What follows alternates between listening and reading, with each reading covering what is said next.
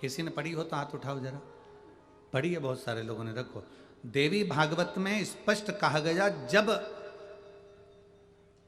सारे देवता मिलकर थक जाते हैं तब सारे देवता मिलकर माता के पास जाते हैं, पार्वती जी के पास में, दुर्गा जी के पास में, देवी जी के पास में जाते हैं। इसलिए हमारे सनातन धर्म में प्रत्येक व्यक्ति की कुल देवी होती है। कुल देवी होती है कि नहीं होती? प्रत्येक व्यक्ति की कुल देवी होती है। कुल देवी मतलब अपने मन की बात कहने के लिए अपने माता के पास जाना। अब जब सारे देवता जब नाराज हो जाते हैं, सारे देवता जब कष्ट में आ जाते हैं, तो सबकी सब माता पार्वती जी के पास में जाते हैं, दुर्गा भवानी के पास जाते हैं, देवी जी के पास जाते हैं और उनके पास जाकर प्रार्थना करते, उनसे जाकर विनती करते और उनसे जाकर प्रार्थना करते हैं, विनती करते हैं, माँ हम ये तकलीफ में हैं, आप कृपा करिए। तब माता उनको राह देती है और शिव जी की शरण में पहुंचा देती है। राह देना ये माता का काम है। बच्चे को 500 रुपए चाहिए, माँ के पास में नहीं है। माँ के पास में बेटा का करे, मम्मी कुछ भी हो मुझे 500 रुपए चाहिए, मेरे स्कूल में फंक्शन है, माँ मुझे 500 रुपए दे।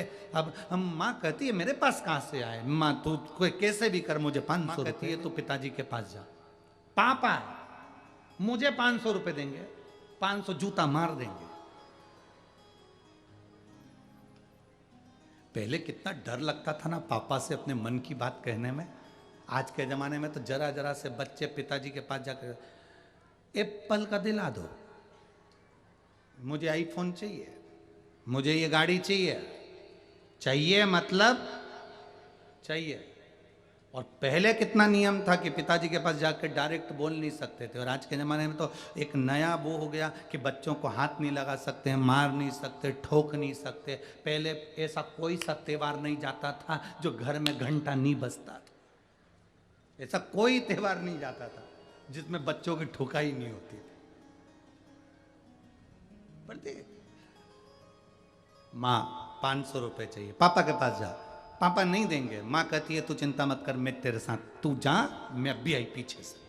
बेटा गया, पापा से कहा 500 रुपए, चिल्ला के दौड़े, काहे को 500 रुपए, अभी तो दिए थे, थोड़े दिन पहले 300 रुपए दिए थे, तेरे को कहाँ छोड़ के आया? तेरे को 200 रुपए जमा करे थे स्कूल में, वो कहाँ छोड़ के आया?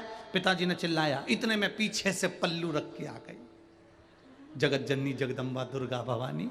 माँ आते सी बोली, देखो बच्चे हैं, काम पड़ता रहता है, स्कूल में इनकी शान थोड़ी ना नीचे गिरेगी, और आपके बेटे हैं, लोग क्या कहेंगे, 500 रुपए दे। अब उसने जो स्माइल देके बोला ना, हम कई बार पहले भी बोले हैं, ए जी तो खसक लो जी,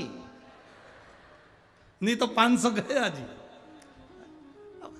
गए, अब दो इनको 500 रुपए दो। पिताजी ने जेब में से, वो मेरी कोट वाली जेब में रखे, निकाल कर दे दे, 500 रुपए निकाल, तुरंत प्राप्त हो। हाँ, जब देवताओं भी कष्ट में आ जाते थे तो माता दुर्गा भवानी के पास जाते थे, पार्वती जी से जाकर विनती करते, माता पार्वती उनको शिव की शरण में ले जाती। सब डरते कांपते, शंकर रुद्र हैं, शिव क्रोधी हैं। पार्वती जी कहती हैं ऐसा ऐसा क्रोध नहीं आता, तुम जाओ सब लोग शरण में जाकर बोलो, विनती करो, नमन करो, जाओ चल के बोलो। सब ने जाकर उनसे विनती करी। पार्वती जी आकर खड़ी हो जाती हैं और आके कहती हैं कि प्रभु स्वीकार करो। हम जब शंकर भगवान के शिवलिंग पर जल चढ़ाते हैं तो वो जल सबसे पहले चढ़ा हुआ जल कहाँ आता है? जम के बोलो, पार्वती जी के हस्त कमल। फिर वो जल आगे बढ़ता है। जब हम जल चढ़ाते हैं, ये पार्वती जी का जो हस्त कमल है, इस हस्त कमल पर जल आता है, फिर जल आगे बढ़ता है। हमारे मन की मनोकामना पूरी क्यों होती है? हम बाबा को जल चढ़ाते हैं, आचमन करते हैं, हम बेलपत्री लेते हैं, खाते हैं, हम बाबा से प्रार्थना करते हैं, बाबा मेरे मन की बात यह है। क्यों सिद्ध होती है? क्यों सिद्ध होती है? क्योंकि हम पार्वती जी को जल नहीं दे रहे हैं, हम शिव जी को दे रहे हैं। शिव जी का चढ़ा हुआ जल पार्वती जी के पास में गया, पार्वती जी ने हमारे मन की बात उसी समय पर महादेव से कही और हमारा कार्य सफल। बोल बम का नारा है, सारी समस्या का हल। बस आपने कहा और उसने स्वीकार किया, आपने कहा और उन्होंने पाया। ये श्रेष्ठता।